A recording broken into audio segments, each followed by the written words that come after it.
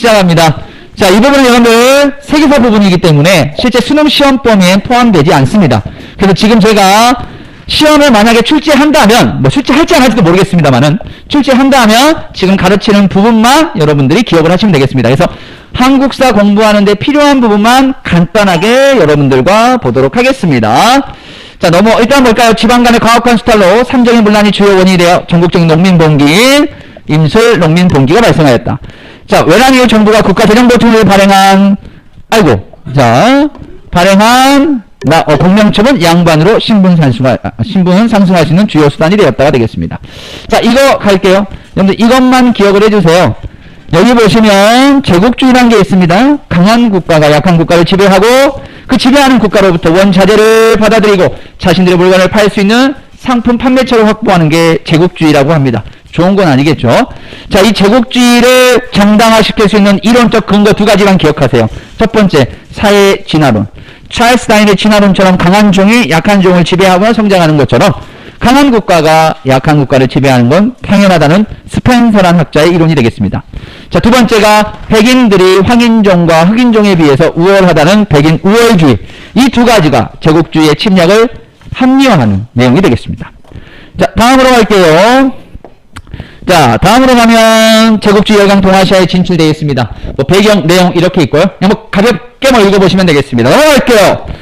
자, 그 다음에 영국과 청의 충돌입니다. 자, 영국과 청의 충돌에서는요, 아편 전쟁을 기억해 주시면 되겠습니다. 자, 아편. 영국이 아편을 청입하는데요. 청나라 사람들이 다 아편 중독이 됩니다. 청은 상당히 심각성을 받아들이고요. 아편의 수입과 사용을 금지하게 됩니다. 이에 열받아서 영국이 쳐들어오는 게 바로 아편 전쟁이 되겠습니다. 당연히 청나라가 영국을 해볼 수가 없죠. 영국의 일방적인 승리로 끝나고요. 난징 조약이 체결됩니다. 1842년입니다. 난징 조약은 불평등 조약인데요. 그 이유는 두 가지입니다. 첫 번째, 영사재판권. 다른 말로 하면 취해법권입니다. 법 밖에 있다는 내용으로서 영국인들이 청나라에서 잘못을 했을 경우 영국 가서 재판받는 거예요. 당연히 무죄죠. 두 번째, 최국 대우가 되겠습니다. 최고의 좋은 혜택을 나에게 달라. 이것도 불평등 조약의 내용이 되겠습니다. 자, 다음으로 갈까요? 이제 미국과 일본과의 관계를 보도록 하겠습니다. 자, 미국은요, 일본의 문호를 어떻게 개방시켰냐? 당연히 무력으로 포화 외교가 되겠습니다. 배에서 군함에서 뻥뻥 대포를 쏴서 문을 여시오 라고 하는 게 포화 외교입니다.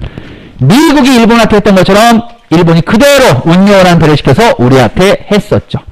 자, 그리고 미일 화친조약과 미일 수호 통상조약이 체결되는데요. 이것도 불평등 조약입니다. 이유는 두 가지, 영사재판권, 최국 대우가 되겠습니다. 영국이 청을 어떻게, 미국이 일본을 어떻게 정도 기억해 주시면 될 것 같습니다. 자, 그리고 나서요, 이제 흥선대원군의 개혁정치와 통상수교거부 정책을 하시면 되겠습니다. 이 부분은 자, 그러면 흥선대원군의 수업을 진행하도록 하겠습니다. 흥선대원군이거든요. 자, 흥선대원군에 있어서 여러분들이 조금 중요한 것들이 몇 가지가 있습니다. 자, 뭐냐면요. 제가 여기다가 잠깐 판서를 좀 해볼게요. 자, 보드 나와주시고요. 자, 이 보드에는 노란색이 쳐야 이쁩니다. 자, 여러분들 흥선대원군 같은 경우에는요, 네 가지를 기억하셔야 돼요. 자, 첫 번째, 통치체제. 세도 정치로 인해서 무너질 대로 무너진 통치 체제를 정비했다. 자, 통치 체제를 어떻게 정비했느냐? 이거 내용들 다 알아야 되고요. 자, 두 번째, 경복궁 중건했습니다. 자, 임진왜란 때 불타 없어진 경복궁. 자, 누군가는 중건을 해야겠지만 그 누구도 하지 않았었죠. 왜? 너무 많은 시간과 너무 많은 돈이 들어가야 됐기 때문입니다. 하지만 흥선대원군은 했어요. 자, 그래서 경복궁 중건한 이유가 무엇인지. 그 다음에 세 번째로 민생 안정입니다. 세도정치 때 홍경래 은한과 인술 농민봉기와 삼정의 문란과 같은 여러 가지 일들이 많았잖아요. 그러한 백성들의 어려움을 어떻게 안정시키려고 노력했느냐. 자, 네 번째 가겠습니다. 자, 네 번째는 당시 영국과 청나라 또 일본과 미국 사이에 상당히 교류가 오고 가는 상황이었습니다. 자, 그러다 보니까 우리나라도 서양 세력들이 접근을 했거든요. 그 접근에 대해서 흥선대원군은 그들의 통상수교를 거부하는 정책을 펼쳤습니다. 자, 이거는 우리가 옛날에 배울 때는요, 흥선대원군은 조금 이렇게 낮게 부정적으로 평가하는 입장에서는 나라의 문을 닫았다 해서 세국정책, 나라의 문을 닫았다 이렇게 표현하는데요. 요즘은 쓰는 표현 아닙니다. 누군가가 흥선대원군 요즘 배우니? 야, 흥선대원군 하면 세국정책 아니야? 그러면 50대 이상이라고 생각하시면 돼요. 네, 나이대가. 그래서 세국정책이라는 말은 요새는 쓰지 않습니다. 자, 오늘 여러분들 매운이로 배우실 건 바로 애들입니다. 흥선대원군의 업적입니다. 흥선대원군은 업적이 정확히 나눠져요. 괜찮은 것도 있고 안 좋은 것도 있고. 제가 봤을 때는 1번, 3번은 뭐 누구나 인정하는 괜찮은 거. 1번, 3번은. 4번 같은 경우는 이건 이제 찬반. 이건 찬반 많이 해. 뭐 외세를 막았다. 아니면 시대의 흐름을 뭐 역행했다. 뭐 이런 거. 경복궁 중건도 약간 찬반이 있어요. 이거 너무 무리한 거 아니냐. 당신 얼마나 백성들이 힘들었겠냐. 또 어떤 사람들은 그래도 흥선대원군이 경복궁을 중건해 놨으니까 외국에서 누가 놀러 오면 그거라도 보여줄 수 있는 거 아니냐. 정통 문화 중에 솔직하게 그죠? 예? 다른 지역에서 여기 왔을 때 뭐 보여줄 게 없다라는 건 되게 서글픈 거예요. 자, 여러분 서울에 사는 친구가 광주에 놀러 왔어요. 자, 어디 데리고 가실래요? 제가 광주천이요 패밀리랜드 했던 애들이 다 웃어요. 광주천, 광주의 자랑. 자, 아니죠. 좋습니다. 패밀리랜드 어때요? 아, 너무 별로예요? 어디 데리고 가십니까? 아시아 문화전당이죠. 아시아 문화전당 아니에요? 엄청 크게 돼 있잖아요. 자, 아닌가 봅니다. 자, 알겠습니다. 여러분들 일단 제가 딱 분위기상 서울에 친구가 없네요. 그죠? 아, 선생님 저는 서울에서 친구가 올 일이 절대 없어요. 그런 걱정 안 할래요. 뭐 이런 표정인 것 같은데요. 자, 경복궁 중건은 찬반이 좀 있어요. 자, 이런 4가지 내용을 오늘 여러분들과 진행을 하도록 하겠습니다. 자, 가볼게요. 흥선대원군. 자, 질문이 하나 나오나요? 자, 지난 시간에 배운 거 한번 잠깐 보도록 하겠습니다. 여러분들은 지난 시간이지만 지금 영상을 보고 계신 분들은 바로 이전 영상에서 지금 이 부분 영상하고 지금 흥선대원군 영상을 합칠 거니까 바로 전에 본 겁니다. 다들 맞춰야겠죠? 적자 생존 논리를 위한 적장 생존 논리를 인간사회와 국제관계에 적용한 사회 진화론은 제국주의 식민지 침략을 합리화하였다. 두 번째, 제국주의 열강은 함대를 이끌고 무력 시위를 벌여 약소국의 문호를 개방하는 포함 외교를 전략을 펼쳤다. 자, 공부를 좀 열심히 하신 분들은 지금 요 화면을 딱 잠깐 정지하시고 한번 보셔야 된다라고 제가 여러 번 말씀드렸습니다. 자, 다음으로 갑니다. 자, 이제 흥선대원군으로 왔습니다. 흥선대원군이 권력을 가졌던 시기는 세도정치 시기. 굳이 내가 설명하지 않아도 개판. 정말 백성들이 힘들었던 시절이죠. 그럼에도 불구하고 서양 세력들이 또 접근하고 있었습니다. 안으로는 부정부패가 만연했고 밖으로는 서양 세력들이 들어왔기 때문에 위기감은 최고조에 다다랐다. 자, 이때 흥선대원군이 집권을 합니다.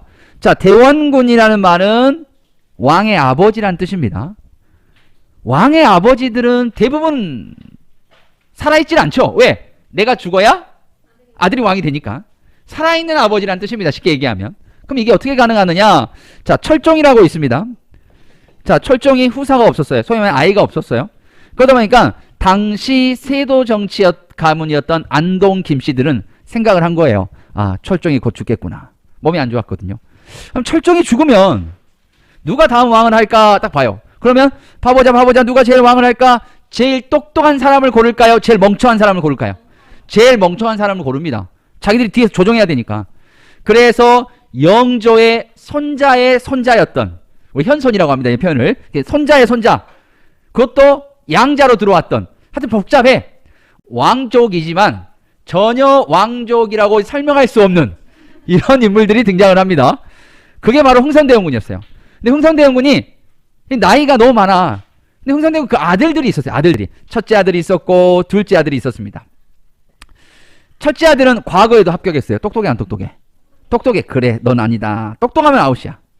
딱 둘째를 딱 봤어. 둘째를 불러다가 야 꼬마야 2 더하기 2가 뭐니? 그랬더니 얘가 2 더하기 2? 아저씨는 그것도 몰라? 덧니잖아. 하하하 이러고 있어요. 그래, 너가 왕이로구나. 얘가 이제 얘가 바로 왕이 됩니다. 얘가 고종이에요. 이게 고종입니다. 고종이 몇 살 때 왕이 되냐면 12살의 나이로 왕이 됩니다. 너무 어리잖아요. 12살이면 초등학교 5학년이에요. 너무 어리잖아. 그렇지? 그래서 그 아버지가 정치를 펼치게 됩니다.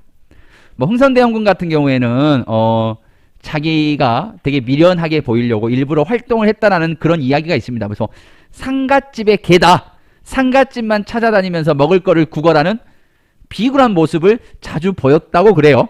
왜냐하면 안동 김씨로 하여금 야 저거 사람도 아니네, 저거 왕 시켜놓으면 뒤에서 조종하기 편하겠어, 이런 생각을 하게 만들었다고 합니다. 만약 이게 진짜라면 정말 무서운 인물이었다는 거죠. 자, 흥선대원군이 집권하고 나서 첫 번째 드디어 나왔습니다. 통치체제를 정비합니다. 자, 먼저 안동 김씨와 같은 세도 가문을 약화시켰습니다. 그러기 위해 인재를 등용했죠. 여러분들이 좋아하는 번호 한번 붙여볼까요? 통치체제 정비 1. 세도 가문 약화. 2. 인재 등용. 3. 비변사의 축소 폐지. 조선 후기 최고 권력기구였던 비변사. 비변사는요, 의정부와 삼궁부에서 해야 될 정치와 군사 기능을 이 비변사에서 다 했습니다. 그리고 이 비변사를 안동 김씨와 같은 세도 가문이 장악하고 있었고요. 그러다 보니까 비변사를 축소하고 결국엔 폐지까지 갑니다. 비변사 축소 폐지는 자연스럽게 정치 업무를 보는 의정부와 군사 업무를 보는 삼군부의 기능이 부활하고요. 통치 질서를 확립하기 위해서 대전 회통이라는 법전도 편찬합니다. 흥선대원군 통치 체제의 정비 5가지. 여러분들 공부하실 때 보면 1, 2, 3, 4, 5 붙여주면 좋아하더라고요. 공부하기 더 편하게 보이는. 그냥 이렇게 공부해도 되는데 꼭 붙여놔주면 아이들이 공부하기가 더 쉽다라고 하셔서 제가 굳이 붙여드렸습니다. 자, 그러면 계속 가보도록 하겠습니다. 자, 두 번째 경복궁의 중건입니다. 와우, 동전 엄청 큰 거 하나 나와 있네요. 자, 왕실의 권위를 회복하기 위해서 중건했다.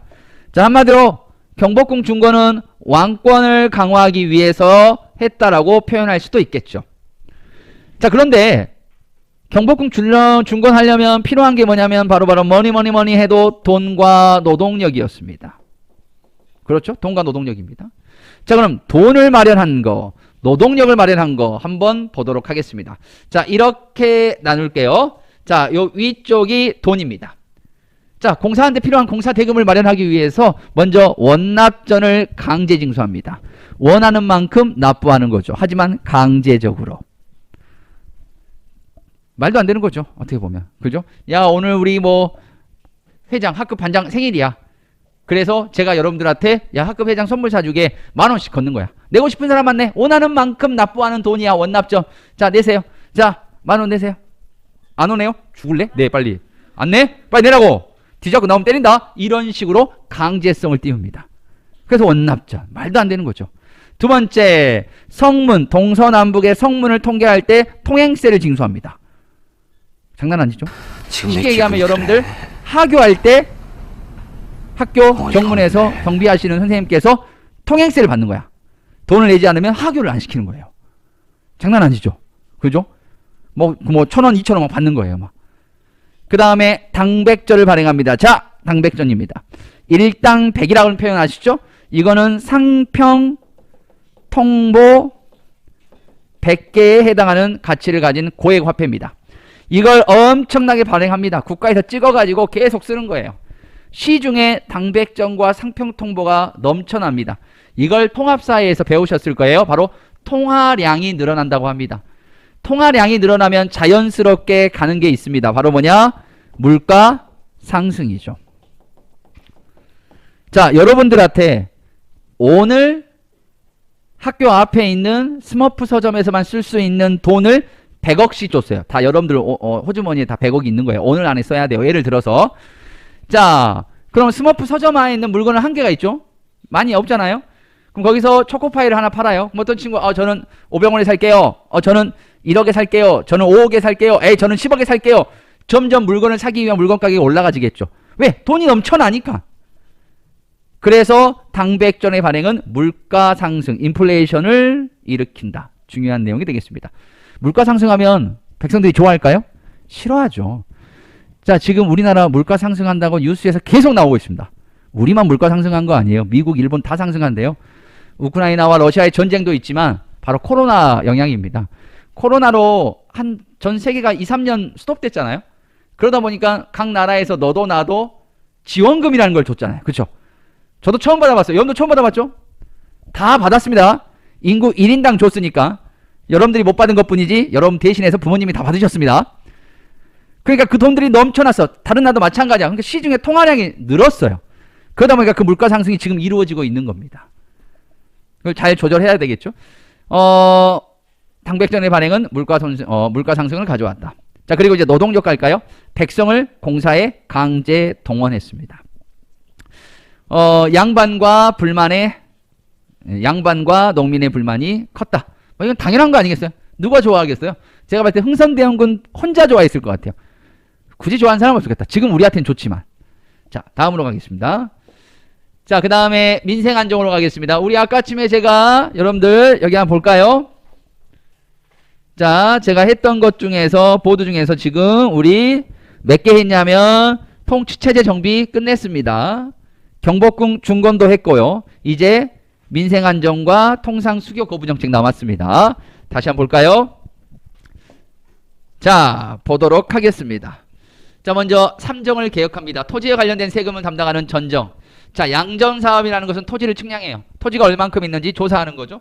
조사해서 숨겨진 토지, 이걸 은결이라고 합니다. 우리가 범인을 은닉하다, 숨긴다고 하잖아요. 숨겨진 토지를 찾아서 세금을 매깁니다. 국가 재정을 개혁하는 거죠. 자, 군정은요, 군정의 핵심은요, 군대 안 가는 대신 걷는 군포예요. 이 업무를 담당하는 게 핵심입니다만은 파격입니다. 정말 파격이에요. 이거 가지고 우리가 흥선대원군을 개혁이다라고 표현하는 거예요. 바로 뭐냐? 양반에게 군포를 부과하는 호포제를 실시합니다. 정말 파격 중에 파격입니다. 호포제는요, 사료로도 잘 나옵니다. 수능에서도. 그래서 우리가 한번 사료로 확인해 보도록 하겠습니다. 자, 가볼게요. 자, 호포제. 양반 가문, 충신 가문, 효자 및 연료 가문, 과거 급제자, 현직 관리는 전부 군포가 면제되었다.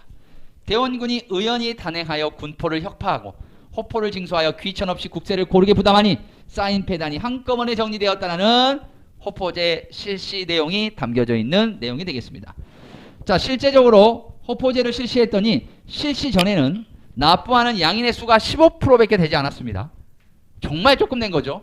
하지만 호포제 실시 이후 납부한 양반을 포함한 양인의 수가 74%로 거의 4배 이상 늘었습니다.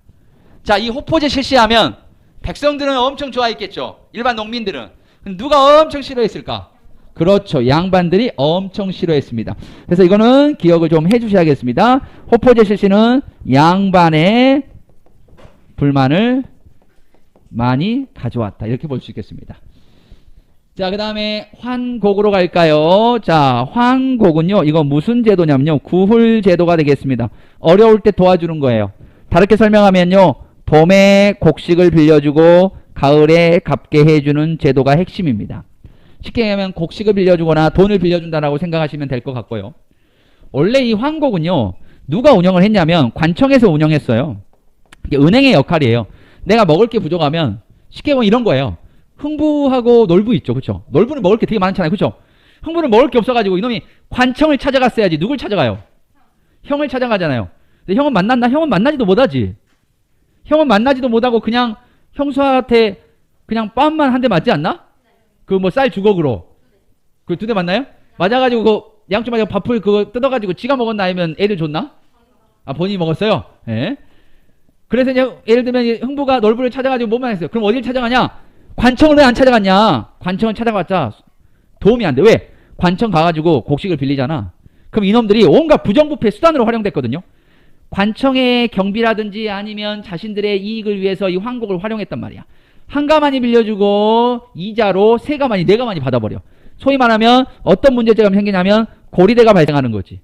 이건 안 되겠다 싶어가지고 사창제를 실시합니다. 이거 흥선대원군이 맨 처음 시작한 거 아니에요. 조선시대에 한두 번씩 몇 번씩 있었습니다. 관리들의 부정부패가 너무 심할 때 그 지역 단위로 마을에서 알아서 이 구훌제도를 운영하게끔 하는 거예요. 자치적으로. 자, 쉽게 얘기하면 선생님이 여러분들한테 돈을 빌려주고 갚게 하고 해. 근데 내가 부정부패를 저지르고 고리대를 한단 말이야. 그럼 너희들끼리 운영하라고 하는 거야. 너희들끼리. 너희들 중에서 가장 덕망이 높은, 가장 착한 양반을 지정하거나 해서 그 사람 보고 운영하게 하는 거예요. 이걸 사창제라고 합니다. 운영 주체가 다르다고 생각하면 돼요. 환곡은 관청 관리가 하지만 사창장은 그 지역 주민이 하는 거예요. 그 차이밖에 없습니다. 사창도 큰 효과를 보지는 못합니다. 왜? 그놈이라고 그 양반 뭐 덕망이 있어봤자 뭐 관리하고 다 짜고 치고 하다 보니까 큰 효과를 거두지 못했다. 하지만 민생 안정을 위해서 이렇게 노력하고 있음을 아셔야 될 것 같고요. 자, 다음으로 갑니다. 자, 이제 서원입니다. 자, 서원은 사립 양반들의 아지트 같은 곳이라겠죠. 함께 모여 의논도 하고요, 대화도 하고요, 정책도 연구하고요, 선현도 제사를 지내고요, 공자 제사 지내기도 하고요. 여하튼 다목적 공간이었습니다. 근데 여기서 서원의 운영 경비를 위해서 그 지역 농민들에게 돈을 뜯어요. 그리고 자신들은 서원에 있다는 이유만으로 세금을 내지 않습니다. 이런 게 너무 많았어요. 그러다 보니까 흥선대원군이 서원을 철폐합니다. 전국에 47개만 남기고 철폐하죠. 양반과 유생들의 반발이 엄청났다. 기억을 하시고요. 자, 다음으로 갑니다. 자, 요거는 이제 노래의 하나인데요. 바로 경복궁 타령이라는 부분이 되겠습니다. 여기 보시면 한번 해석해 볼까요? 노래를 한번 살짝 한번 들어볼까요? 자, 실제 이런 노래가 있어요. 이왕이면 여러분들 좀 아시는 분으로 할까요? 송소희는 좀 알죠? 좋아요.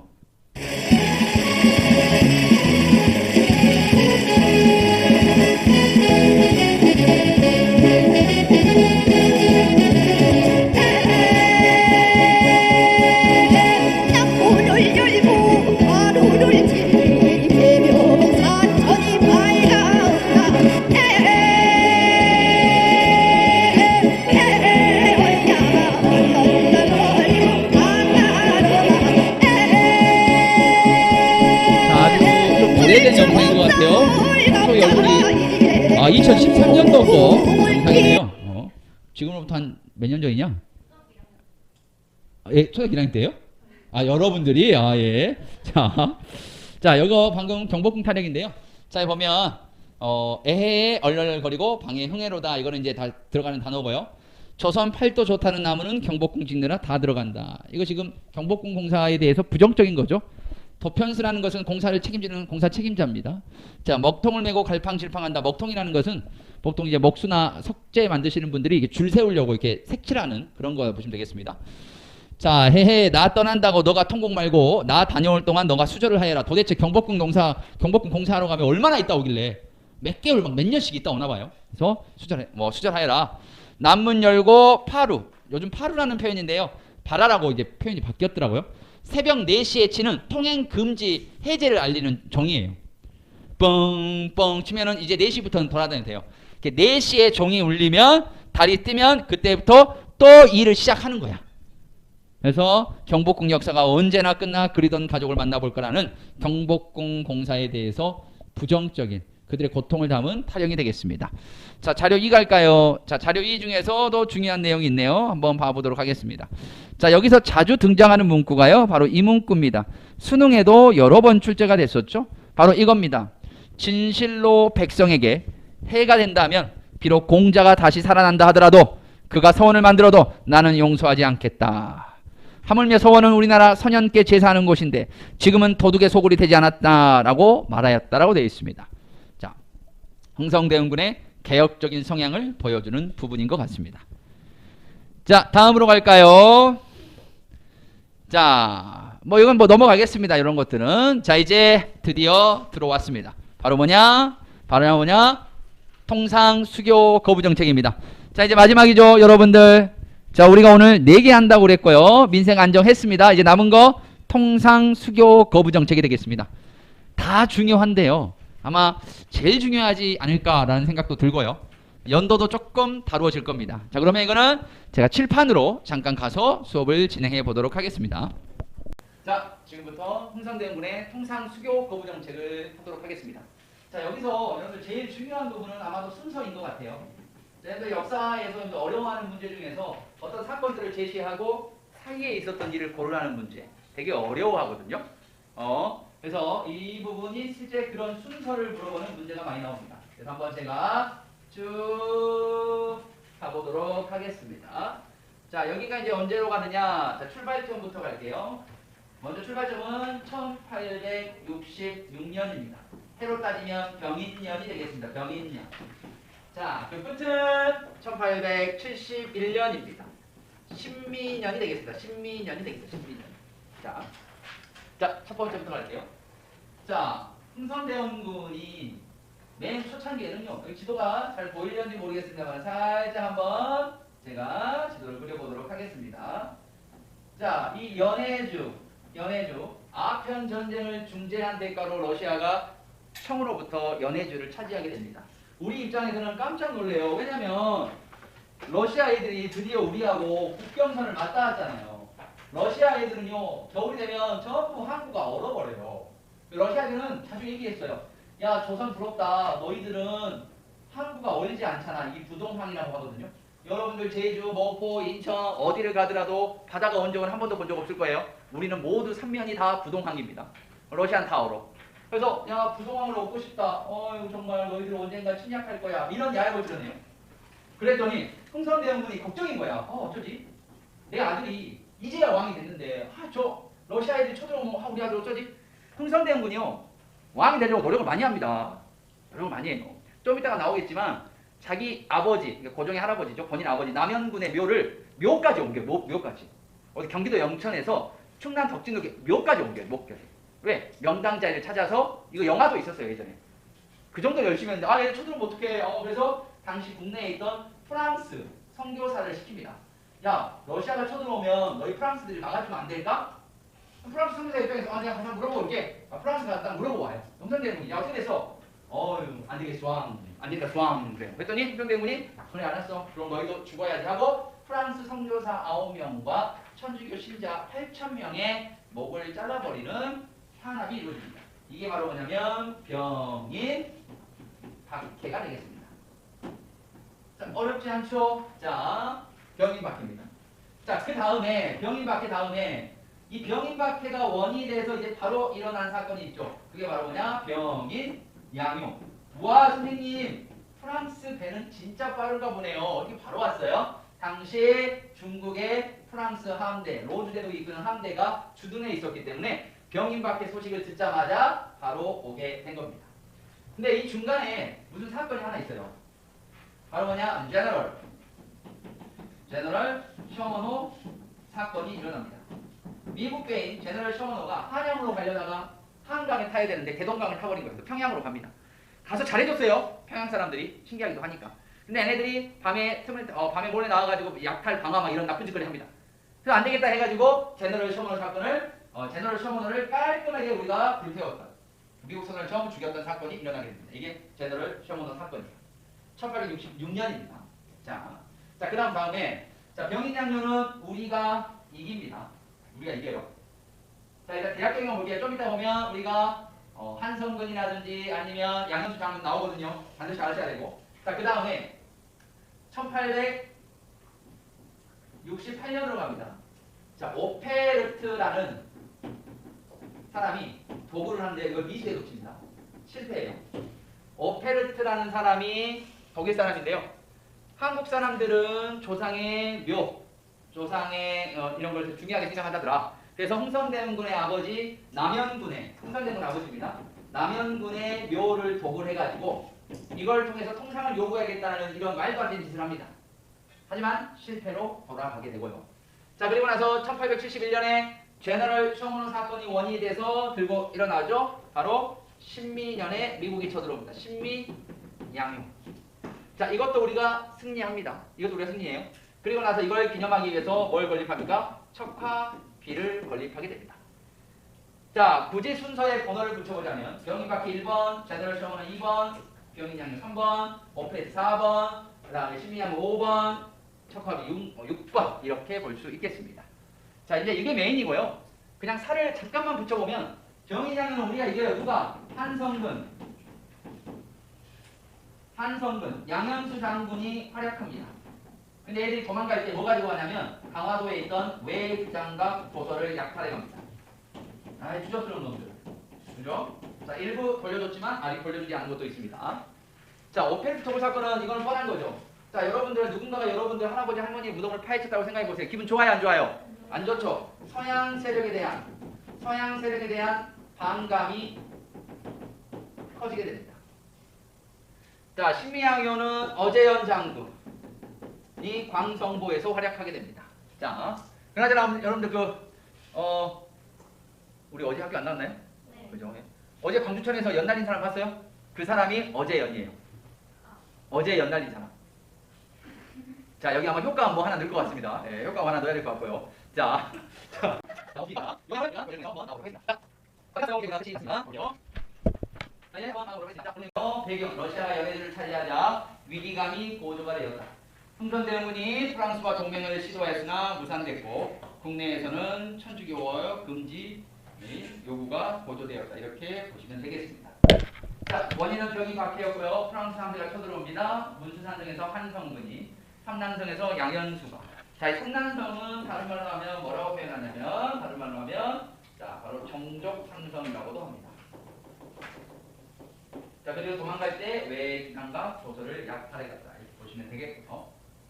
자, 병이 양해였습니다. 자, 사료와 관련된 내용도 되어 있습니다. 양현수 활약장군이 나와 있고요. 보시고.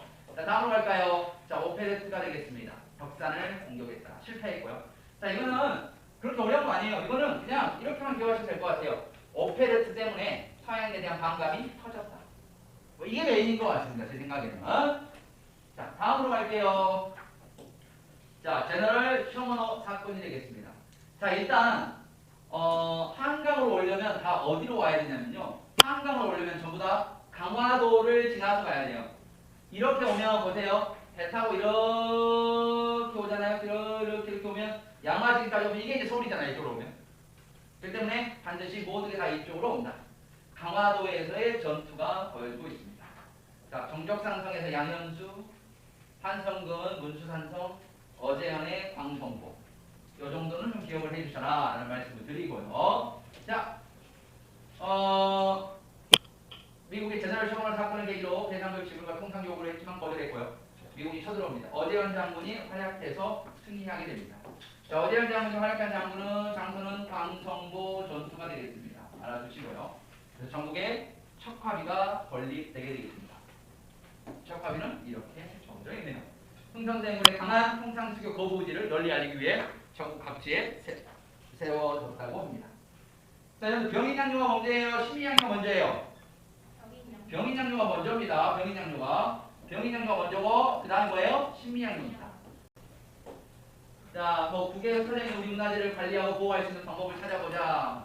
뭐 이런 게 있다고 합니다. 넘어갈게요. 자, 흥선대군의 정책은 찬반은 나중에 시간 될 때 한번 얘기 나눠볼게요. 자, 학급의 여러 전의 결과를 모아 정리해보자. 이런 걸 정리하는 친구도 있네요. 자, 넘어가겠습니다. 자, 흥선대군의 정책이 학급에서 가장 공격적인 이전 정책이 뭔지 확인하고 까다리 토론해보자. 네, 뭐 이런 거 하는 친구들이 있나봐요. 자, 보겠습니다. 자, 이제 우리가 다음 시간에 배울 거는 이제 드디어 서양의 문물을 우리가 받아들입니다. 이제 아주 뭐 새로운 문물들이 들어오기 시작하죠. 그래서 강화도 조약부터 다음 시간에 진행하도록 하겠습니다. 오늘 대단히 고생 많으셨습니다. 네. 근데 마이크를 언제부터 놓고 했던 거예요?